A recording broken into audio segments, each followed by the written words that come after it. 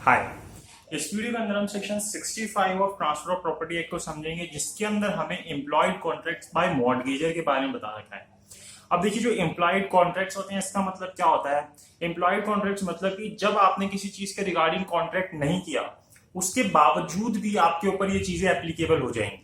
मतलब कि कॉवेनेंट जो होते हैं, कॉन्ट्रैक्ट्स मींस कॉवेनेंट्स, मतलब कि ऐसी चीजें, ऐसे करार जिसके अंदर आप बिना कॉन्ट्रैक्ट किए भी एंटर कर जाएंगे। अब जैसे अगर मान लीजिए मॉर्टगेजर और मॉर्टगेजी के बीच में जो कॉन्ट्रैक्ट हुआ, उसके अंदर उन्होंने कुछ बातें लिखी होंगी, कुछ क्लॉजेस डाले होंगे। अगर उन्होंने ये जो पॉइंट सेक्शन 65 के अंदर दिया है, इसके रिगार्डिंग उन्होंने उस कॉन्ट्रैक्ट में बातें लिखी, तो वो एप्लीकेबल होंगी। अगर उन्होंने उस रिगार्डिंग कॉन्ट्रैक्ट के अंदर कोई बात नहीं लिखी, तो फिर ये वाली बातें ऑटोमेटिकली उनके ऊपर अप्लाई हो जाएंगी। ऐसा मान लिया जाएगा कि उनके बीच में इस तरीके की बातें उन्होंने कॉन्ट्रैक्ट के अंदर लिखी है, जो सेक्शन 65 के अंदर बोली गई हैं। जैसे हम सेक्शन 60 देखते हैं, जहां पे राइट टू रिडेम्पशन बताया गया, वहां पे कहीं पे भी ऐसा नहीं बोला गया कि अगर उन्होंने कॉन्ट्रैक्ट के अंदर ये बात लिखी है तो फिर राइट टू रिडेम्पशन खत्म हो जाएगा। राइट टू रिडेम्पशन मॉर्टगेजर से कोई भी नहीं छीन सकता। वो उसके ऊपर कॉन्ट्रैक्ट कर ले, वो खुद एग्री हो जाए या कुछ भी हो जाए, राइट टू रिडेम्पशन उससे कोई नहीं छीन सकता। लेकिन अगर यहां सेक्शन 65 के अंदर जो बातें बोली गई, वो अगर कॉन्ट्रैक्ट के अंदर लिख दी गई, तो फिर वो कॉन्ट्रैक्ट की बात चलेगी। अदरवाइज जो सेक्शन 65 के अंदर बात बोल दी गई, वो एप्लीकेबल होगी। अब हम सेक्शन 65 को रीड करते हैं और देखते हैं सेक्शन 65 के अंदर क्या लिखा है। आप अपने बेयर एक्ट को खोल लीजिए।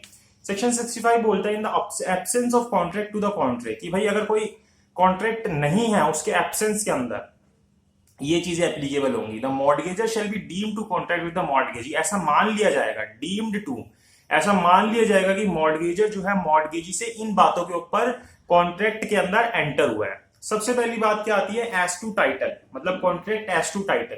इसके अंदर क्या होता है, that the interest which the mortgagor professes to transfer to the mortgagee subsist and the mortgagor has power to transfer the same. यहां पे क्या बोल रहे हैं कि भाई जो भी प्रॉपर्टी मॉर्टगेजर ने मॉर्टगेजी के पास गिरवी रखी है, उसका जो टाइटल है वो मॉर्टगेजर के पास खुद है, वो उससे मुकर नहीं सकता।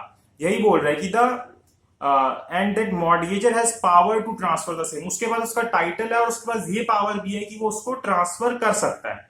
मॉर्टगेज के अंदर एब्सोल्यूट राइट तो ट्रांसफर नहीं होता, लेकिन इंटरेस्ट तो ट्रांसफर होता है। तो वो चीज ट्रांसफर करने का राइट मॉर्टगेजर के पास है, ऐसा मान लिया जाएगा। मतलब कि ये जो क्लॉज ए है, ये एस्टॉपल की बात करता है कि एक बारी मॉर्टगेजर ने ये बात बोल दी कि भाई मेरे पास ये राइट है कि मैं इस प्रॉपर्टी को ट्रांसफर कर सकता हूं, तो वो इस बात से बाद में मुकर नहीं सकता।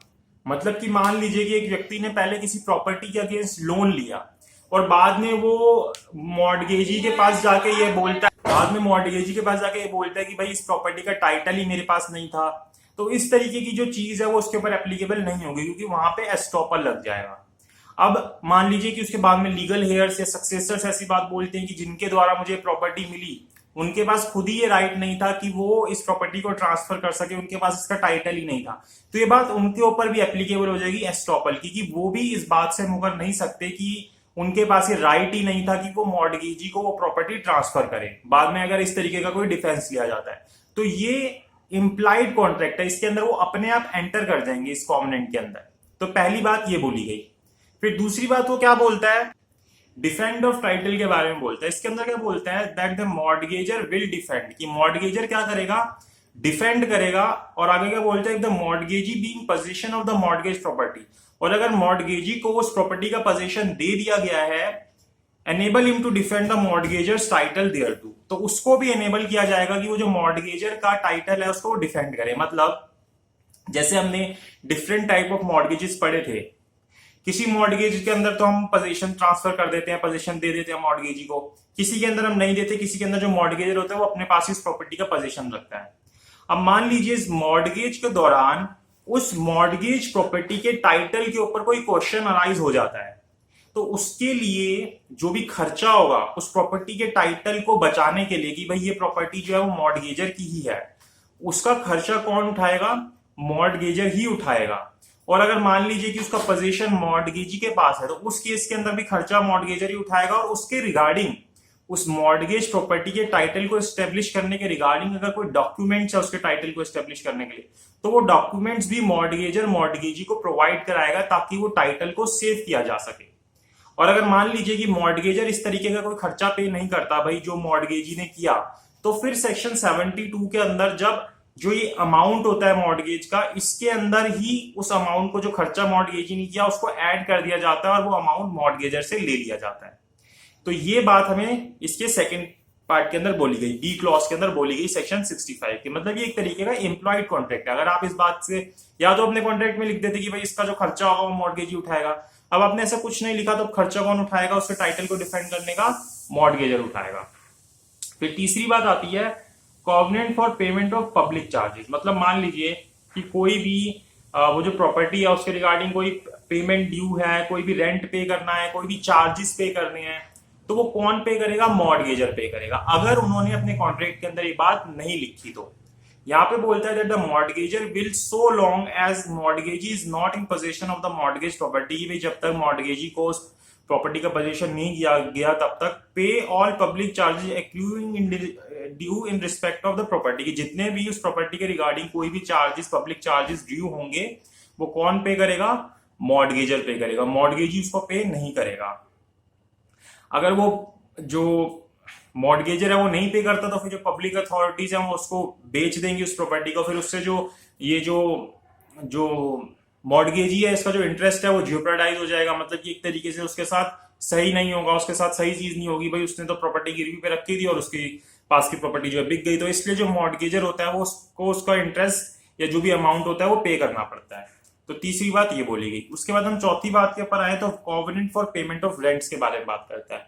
यहाँ पे दो चीजें आती हैं, एक तो सेक्शन 108J के अंदर बात बोली गई है और दूसरी हमें यहाँ पे बोलता है।